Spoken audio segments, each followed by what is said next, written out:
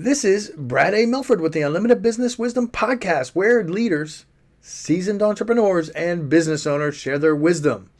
It's straight to the point to respect people's time, and because we know knowledge and wisdom turn to business possibility, and possibility mixed with support and action become reality.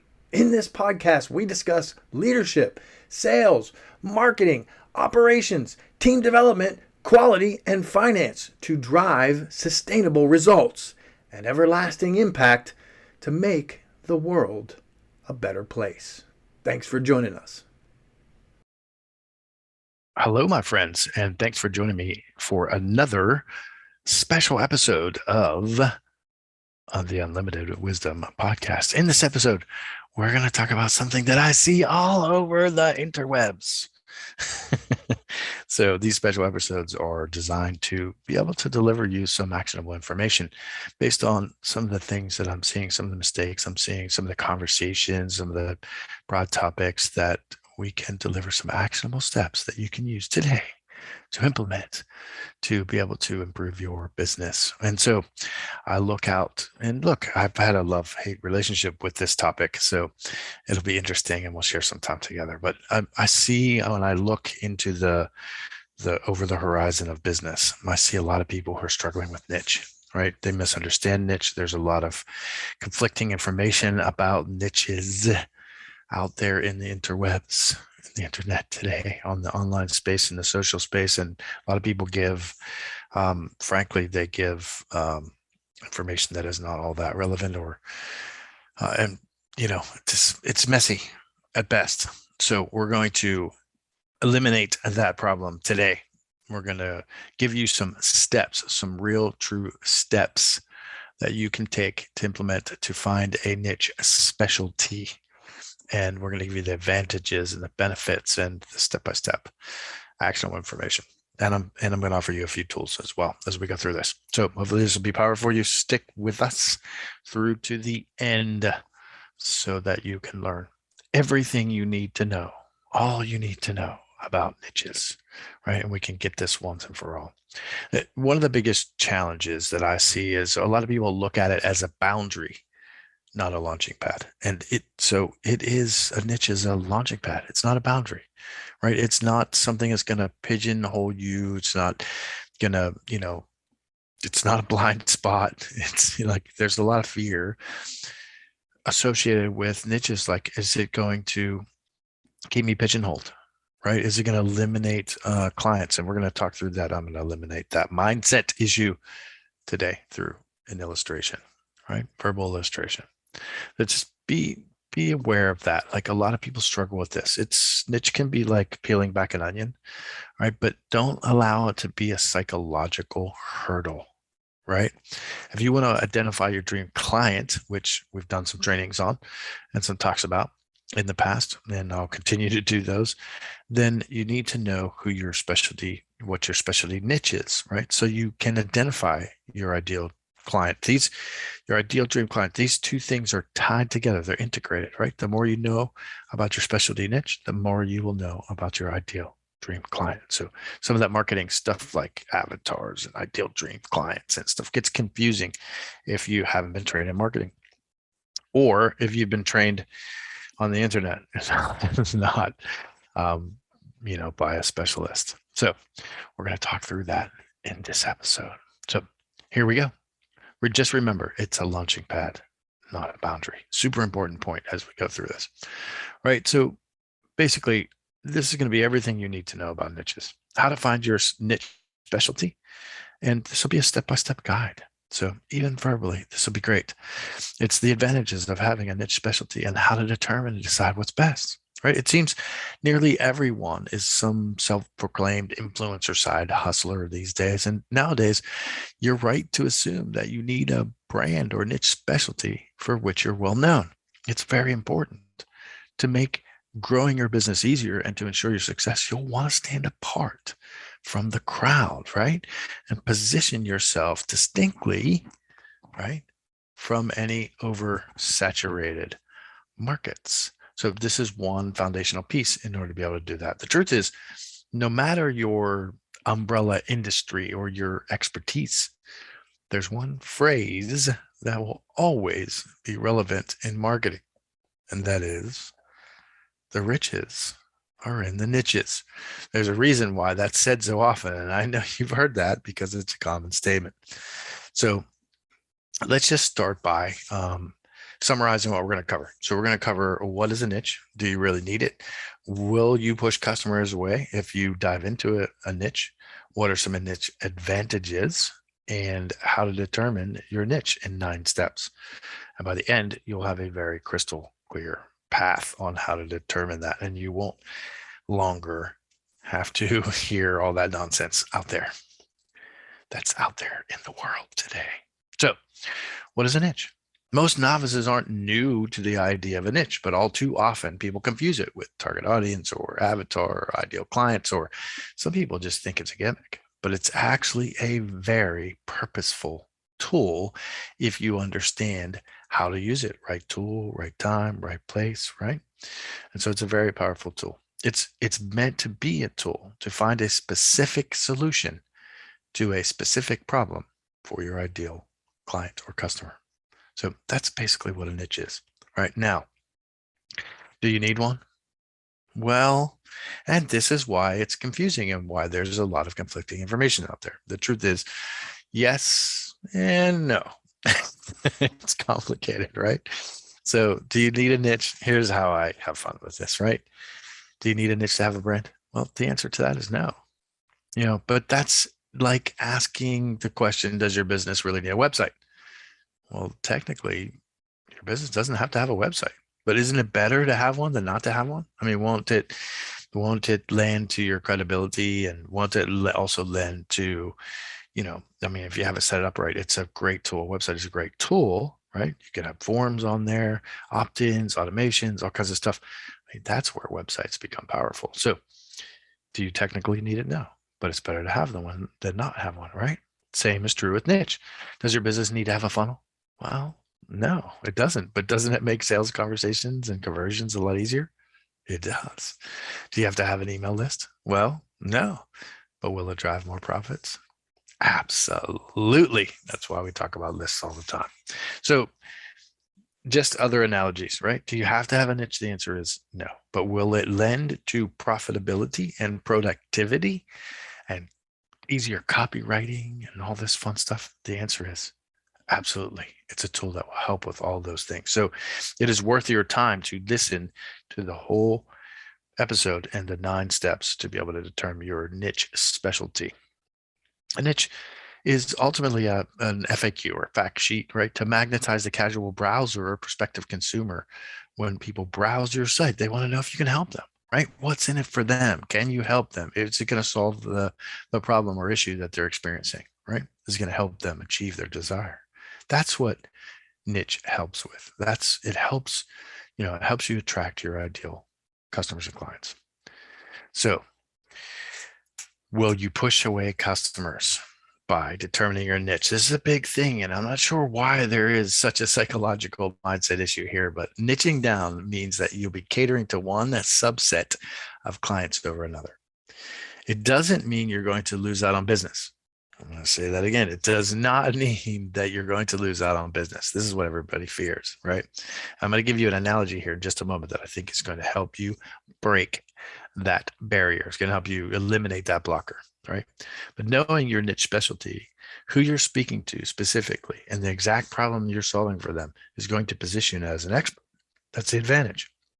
In turn, it's going to empower you to serve at a higher level, to charge higher rates, and to focus on the precise solutions or problems your prospects want to solve. The advantages, the benefits are far exceed doing the small amount of research that you'll need to do to begin to determine your specialty niche or your niche specialty. Okay. So here I'm going to drop in an analogy. And this is something that I teach in one of the mastermind groups and classes, master classes that I offer. And I think it's going to serve you well. Just on a podcast, I'm not be able to share my screen, but I'm going to illustrate to you. So conversation, sometimes, illustration is better than conversation. So I want you to picture this in your mind's eye. All right. So I speak publicly in in large rooms sometimes. And so if you could just picture speaking, someone speaking on a stage or me speaking on a stage, and there's 1,000 people in the room.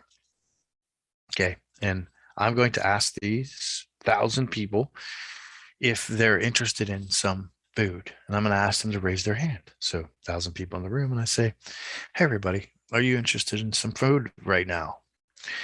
And typically somewhere in the range of maybe 100 people might raise their hand and say, yeah, I'm interested in some food. And so then for this illustration, I'm going to take that one notch deeper. And I'm going to say, hey, everybody. Okay. So about 100 people are interested in food.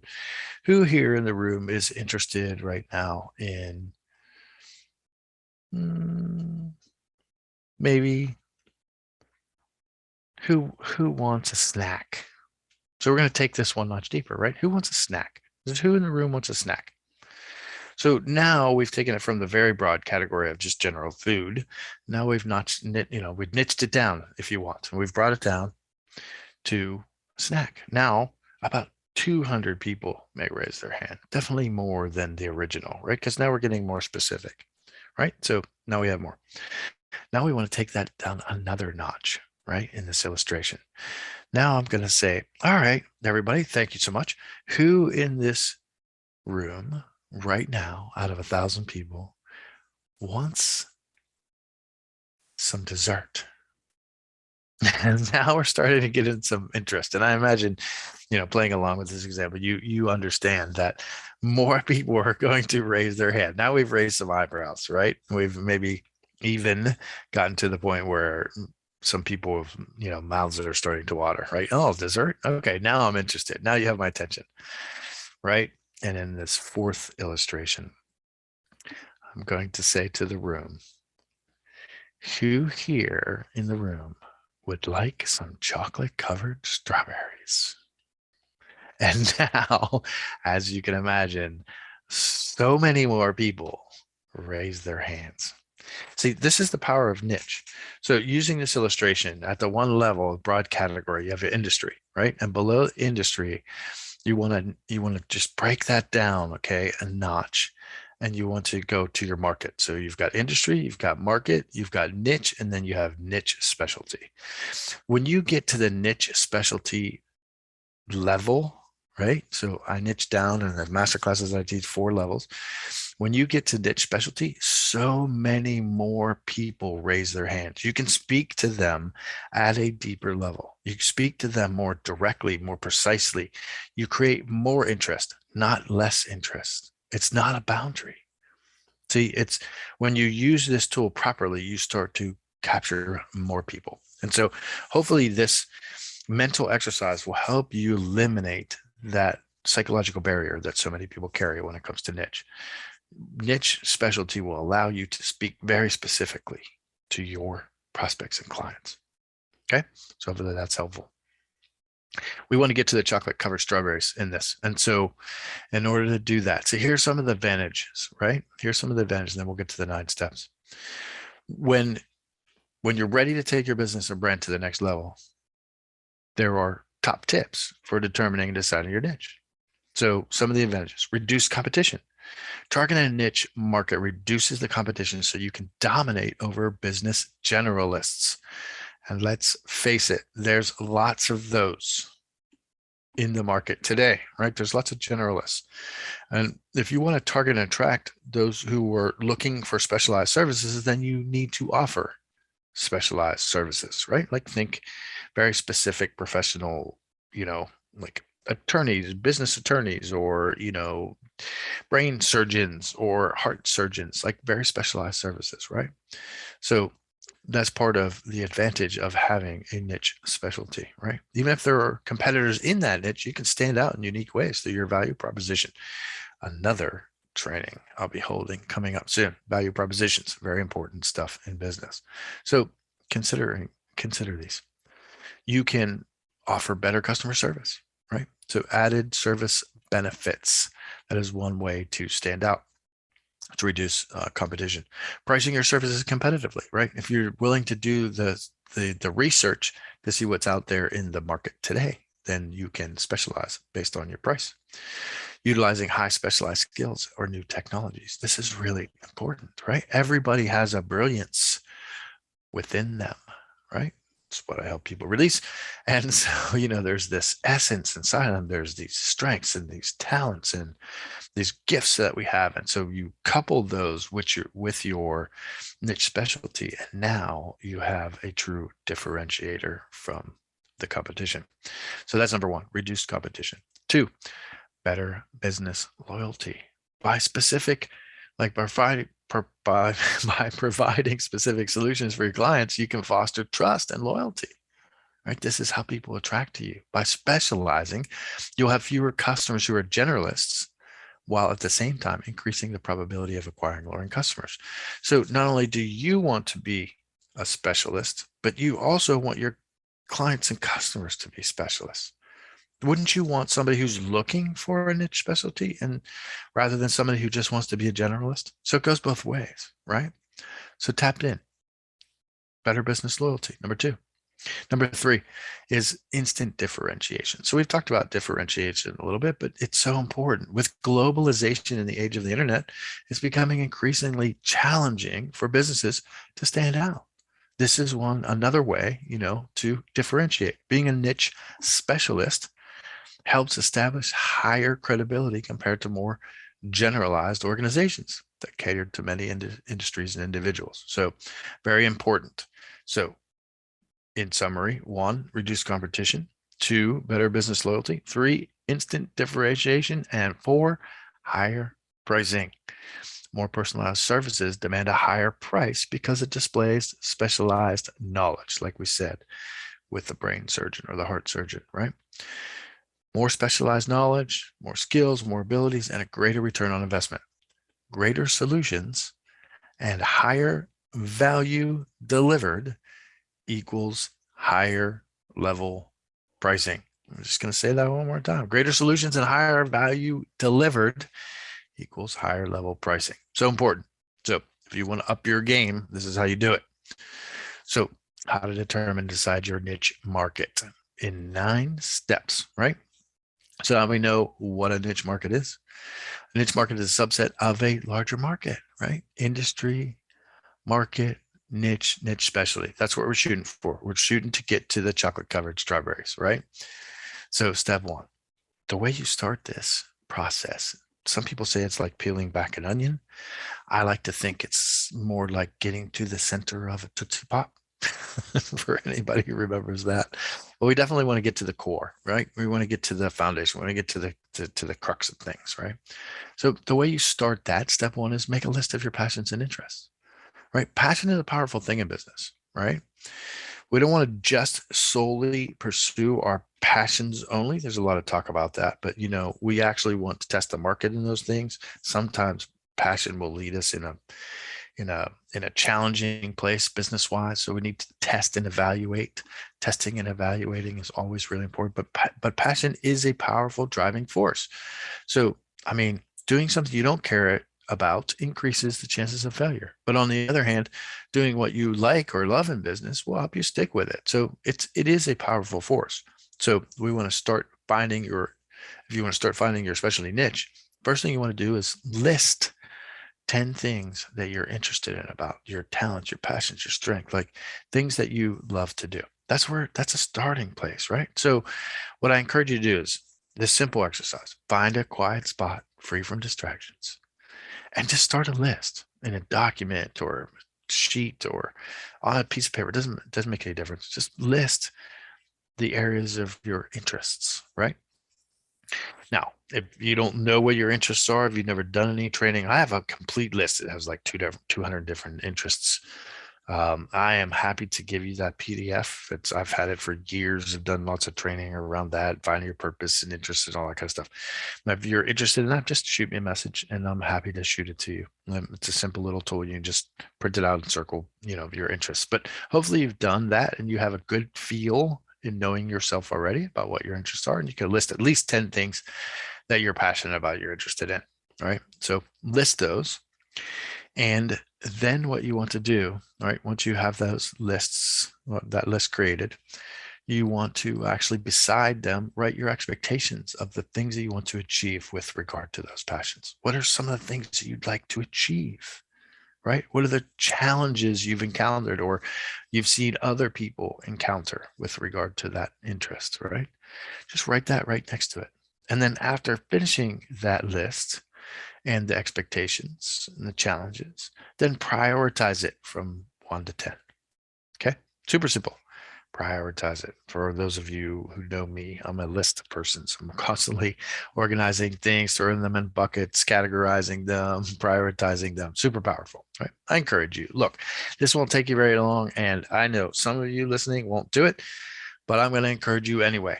I want to encourage you to pause or revisit this and actually do the work, actually take the action, actually execute, right? So this is a great starting point. You'll gain some clarity from this. It's well worth the time involved. So that's step 1. Step 2, determine what you can solve. Now that you've got some things on paper and you've gotten started, it's a great step. It's the biggest challenge most companies and most people have is they just don't get started. So now we've removed that barrier, right? We've gotten started. We have a list. Now, step 2 is determine what you can solve. So look at that list. After writing it down, it's time to figure out what problems your target customers face and those problems that you can actually solve. So this helps you think of better ways of dealing with those issues or problems or the desires that the clients have. And so you can find other methods and means to solve those problems that they think they can't overcome. That's part of how you deliver service, right? So, for example, you may decide, to specialize in bookkeeping for like real estate firms, right? So that's just an example. You may learn all about bookkeeping related problems and issues that those firms face and how you can solve those issues. Or let's say, as another illustration, let's say you're in the restaurant industry, something I know a lot about. And so maybe you're looking to save managers time through some kind of product or service you offer in order to be able to serve the restaurant people. In restaurants, time, that is a fast-paced industry all the way around. And so if you're able to save people time, that would be one of the issues. So what are some of the other problems that they face and how can you solve them? That's how you dive into niche specialty. You can see specific examples. You begin to see very specific problems. So the ways you can learn more about your target customers' pain points is to talk to people in the industry, learn about their pain points, anticipate their problems so that you can ask appropriate questions. But I want to caution you, avoid talking over them, right? When you begin to ask some questions of people in the industry, you exercise active listening, right? And listen because they may provide a perspective different from what you initially thought. You may think one thing, but after speaking with some people in the industry, something may come to light. So I encourage you, active listening is so important, but engage with people in the industry. That's one way you could do it. 2, you can also utilize the internet for marketing research. So few people actually use the internet for one of the most powerful ways you can engage in the internet, right? It's for market research. So visit online forums and pages that talk about your selected niche and learn from their discussions, what they're saying. Look, people complain all over the internet. So if you're in those forums, if you're in those Facebook groups, if you're in those, you're going to capture their words, capture their literal words. This is called market research, right? You can also search for related keywords of your niche specialty to help you uncover popular search terms that are useful. That gets a little more tactical and technical, but it's very powerful. And this is especially helpful when you create a blog or adding more pages to your business website and, that kind of stuff, SEO.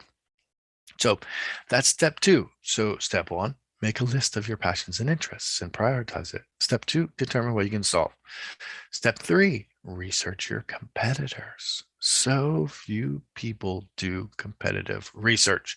I want to encourage you to be different. Don't be average, be spectacular, right? Once you've identified a potential niche or even niche specialty, don't back away immediately if you see there are already competitors specializing in that niche. In truth, this is a signal that that particular niche has a proven pocket of Demand. Yes, key phrase there. A pocket of demand. That's what you're looking for as a business owner, as an entrepreneur. We're constantly looking for pockets of demand.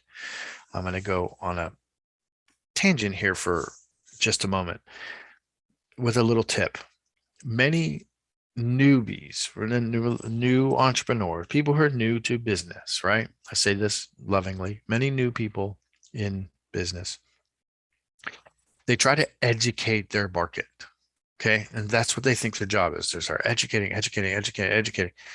That is not the best way to do business. That is a piece of a way to do business, but that is not the full seat. I see people, they pick up something they're passionate about and they start screaming from the rooftops and they start posting billboards everywhere, metaphorically speaking. And they just like talk about it. And they're trying to educate people and try to, coerce them into buying their products. And that is not a good way to go in business. That is a hard way to go. You're making things harder than they need to be. If you do the research, on the other hand, smart business, right? We want to work smart, not hard. Smart business is actually finding the pockets of demand that already exist and finding the traffic, the audiences out there who hold these pockets of demand, right? And then putting the product and service that the people are actually looking for already and they're aware of, they're aware that they need a solution for this thing, and then just putting that in front of those people. That is smart business. So that's some of the things that we talk about in product market fit and some of the things I teach in master classes. It's a little bit deeper, but there's a nugget for you, right? There's just a quick little tip for you. Look for the pockets of demand, people that are already seeking a solution to a specific thing. This is what niche specialties allow you to be able to do. So this is a way you stand out from the competition. Conduct your competitive analysis. This will help you identify your customers' standing in the market, which products and services they offer and are already in demand or are already unsuccessful. This will give you clarity, right? And then how they advertise their goods and services, right? So you can do a little advertising hacking, advertisement hacking. So important. So, thanks to the internet, it's now more easy than ever to do competitor research. So there's no reason, there's no excuse not to do it. You can just search online for potential customers in your niche or niche specialty and then compile the information in a spreadsheet. Now, everybody that knows me knows I have tools for everything. So that's another thing I have. I have this great spreadsheet that I created that collects all these categories as different tabs. So you basically just collect the information. You just drop the links in the tab and it tells you exactly what to have. And if that's something you're interested in, then again, just shoot me a message and just say, hey, Brad, I heard you on your podcast about niche specialties. And you said you had a spreadsheet for competitor research.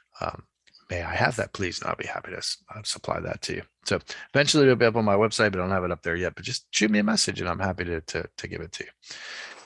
No opt-in, nothing, just quick and easy. All right. But after you research, you'll be able to figure out areas of opportunity for your business. So it'll include finding your unique selling proposition, which is another training I have coming up. So important, or unique, brilliant selling proposition, as I like to say, and how you can rank better through online search engine marketing, SEM, or search engine optimization, SEO. So, SEM, if the competition isn't using paid advertising already, then you can take advantage of certain keywords and you can use them to tip the scales in your favor, right? So popular, so important. And, SEO, if competitors may be neglecting their online content, such as blogs or websites. And so you can create high quality content to your target market and begin to dominate that competition. So quick tactical tips there, quick strategies for you, but there's all kinds of things that you can do, but you've got to get to the niche specialty in order to be able to do that. So shoot for an authentic, approachable online presence. Also, some competitors may remain too stiff or corporate. Look, you've all seen it out there. You can do the opposite to show prospects you're there to help and to serve. That's what it's about, right? We're in the people business. So be different. So that's step 3, which is research your competitors. So some good info there. Step 4, learn. We're going to zip through these next ones pretty quickly, right? So learn the profitability of your niche. Now, if you've done step 1, 2, and 3, okay, Then step four is just learn about the profitability. Is it profitable? Right? We're determining a specialty niche. Is it profitable? At this point, you gotta have narrowed your preferred niche. The next step is to determine the earning potential in that niche. Do you really want to jump into something that's not profitable and waste your time? Your time is precious. It's valuable. Your energy is precious and valuable. So maximize the use of the internet research. So little work to gain so many benefits, right? So maximize the use of the internet research to see how many companies offer the services you plan to offer. Is it an underserved market? Will you have the greatest earning potential in that niche? Make sure to capture the price points in that spreadsheet I was talking about, or the one you create, or whatever you use. Capture that data and put it somewhere so you can actually look at it and evaluate the data. So important. Determine the profitability. Okay. Make sure that it's actually profitable. It's going to be profitable for you before you dive in. Step five, monitor that niche market. Look, so I like to say marinate, right? So if you're going to monitor, maybe you just want to marinate in some of the data and just pause for a week or so as you're doing this research, right? Part of the process of finding a niche market is to do your due diligence. And in order to do that, maybe you want to let it stew or you want to marinate it in it for a week or two. Right? We don't have to rush into it, jump in, dive in, and build your wings on the way down or build the airplane in the air. In with regard to niche, you can actually do a little bit of testing and just let it stew. So continue studying, update your knowledge. This helps discover unmet needs, and this will provide new solutions to you too, right? Look for national and international trends or key industry players. Maybe you want to collect those on that spreadsheet that I was saying. Government regulations, are there any? What new opportunities, what new skills, what new technologies, are needed, right? Those things are really powerful. So keeping up to date on new skills and technologies will actually put you at the forefront, right? It will contribute to your unique selling proposition and it will help you become more productive and profitable. So somebody that hasn't done this niche work and has been in the industry for many, many times, actually, a lot of times they'll be behind, right? Or they'll be stagnated or they'll be stiffened so you can be different. So stay on the lookout for tutorials and online courses that will help build your skills and broaden your knowledge about topics within your niche, right? So important. So that's number five, monitor your monitor the niche market or let it marinate. Step six, gain a higher perspective of the industry. Now, this is really important. When you identify your niche specialty, it's also important to look outward. Now, for those of you who hear me speak a lot, I usually say go within or go without. And that's a mindset thing, right? And it's very true. But when it comes to marketing, we want to do something different. We actually want to look outside, right? We want to get outside of our bubble and we want to look from a different perspective. We want to use some perspective sharing, right? You want to get out of your niche. You want to get out of your industry. You want to get out of your market for a little bit and get a multiple perspectives, get a different view, share a different paradigm, right? This will help you succeed within your industry and market. And so it's worth noting here that it's different than what we teach than in self-development than what we teach in, marketing development or business development, or business mechanics. So getting outside of yourself, right? Getting a higher perspective, 50,000 foot view, different perspectives will actually help you. It'll help, show how the current markets operate, right? Too few people think the market stagnates, but markets change. So you want to get a good overall view of that. You want to figure out who the biggest players are and what is their path to success. Reverse engineer some of that, right? And you want to see how you'll fit into the market in a great way. To do this, you can attend industry events, you can connect with others in the industry, you can get on the phone with them, you can do Zoom calls, you can also try interviews on podcasts, and you can also listen to podcasts. This will help you gain some data and gain a different perspective, right? Once you've made a choice about a specialty niche, you can begin to create a roadmap for your success as well. So highly encourage you to begin to create a roadmap. If you don't have a business model already, if you don't have a roadmap and you don't have a coach, I highly recommend that for obvious reasons.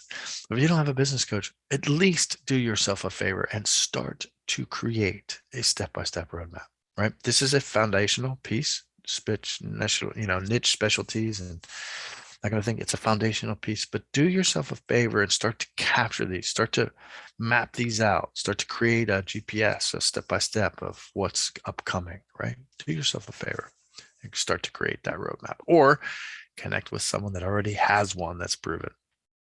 Either or, but you'll do yourself a disservice if you don't start looking at the roadmap ahead, right? When you create when you create your niche specialty in your markets and industries. And so that is step 6, gain a higher perspective of the industry. 7, there's just a couple left here. Test your idea. This is so important.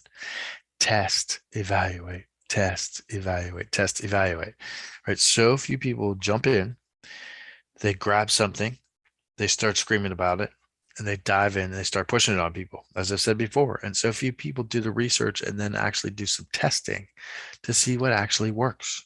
One of the analogies I use sometimes is like stepping stones. So if you're like crossing the river to the other side to something that might be better, then you want to leap to a stepping stone and you want to pause and you want to look around and you want to evaluate to see if that step is going to be the most effective step to get you to the other side. And so few people, I mean, some people just leap, leap, leap, leap, leap. And then they find that they're leaping across, but they're not really getting across the river or whatever analogy you want to use.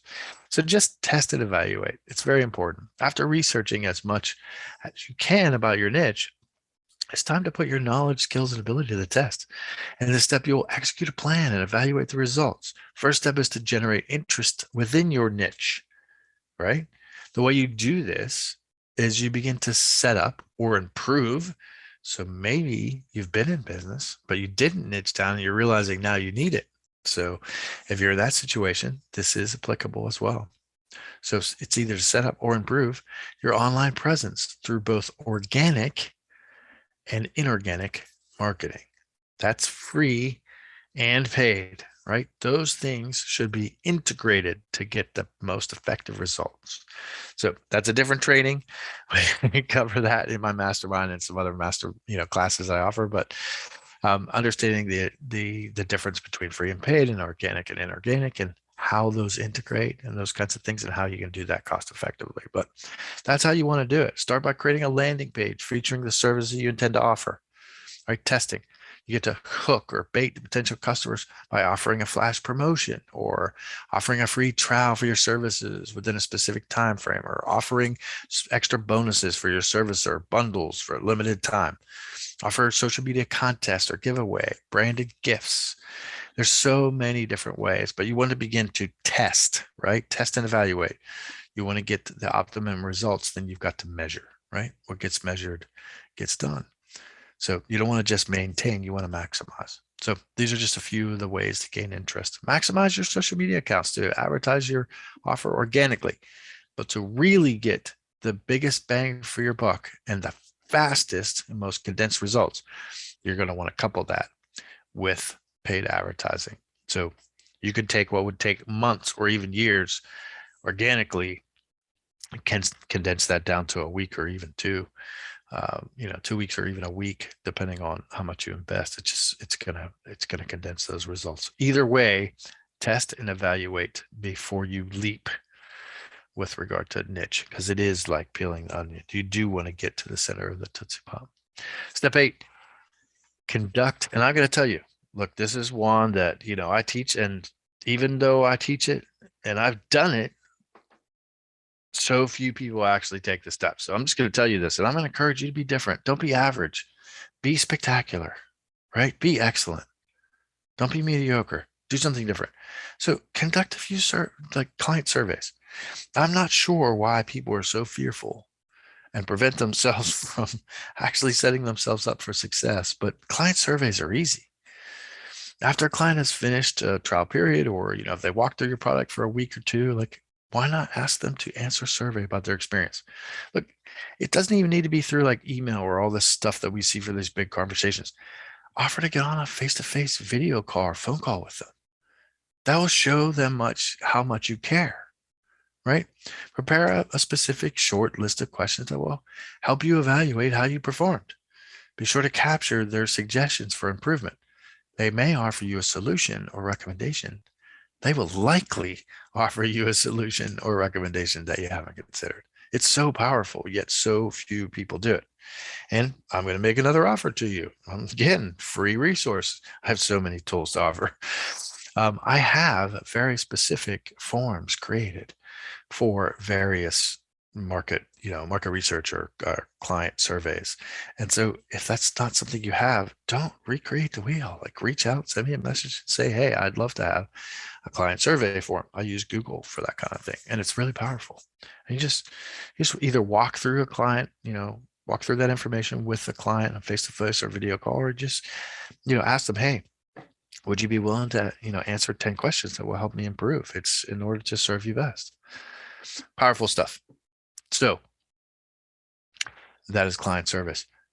And the last step, step 9. Once you've done that work, which is well worth the effort, if you actually do these steps, it will save you thousands and thousands and thousands of dollars and so much pain and heartache and time, yet so few people do it. So hopefully these steps have eliminated the confusion or misinformation or conflicting information that you may have heard in the past. Just do the work. After you've done steps 1 through 8, then you begin to market your niche. So after you've put your idea to the test, you've evaluated your experience, and you've proved feasibility of your minimum viable offer, because that's what you just did. Then it's time to go all in and advertise your business to those who need and want your products and services, right? Not before that, after you've done the research. So I'm going to pause here and divert with one last tip for you. The statement that I just said, there's a difference between an offer and a product. So few people, I teach this in product market fit in one of my master classes, but so few people understand the difference between offer and product. And the product is, you don't actually have to have the product all the time to be able to make an offer. That's a key thing that you need to know. So this is a little tip. You can create an offer. I like to say create an offer out of thin air for a product that you don't yet have, for one you're going to create. Okay. The offer is simply this.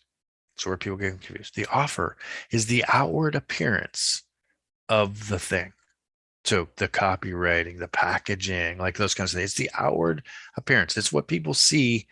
It's the outward appearance of the marketing, right? The product itself is the delivery mechanism, all for the transformation or the service that you provide, right? So you got an offer and you've got a product. You can offer it without actually having the final product. So you've probably heard minimum viable product, but few people have heard minimum viable offer.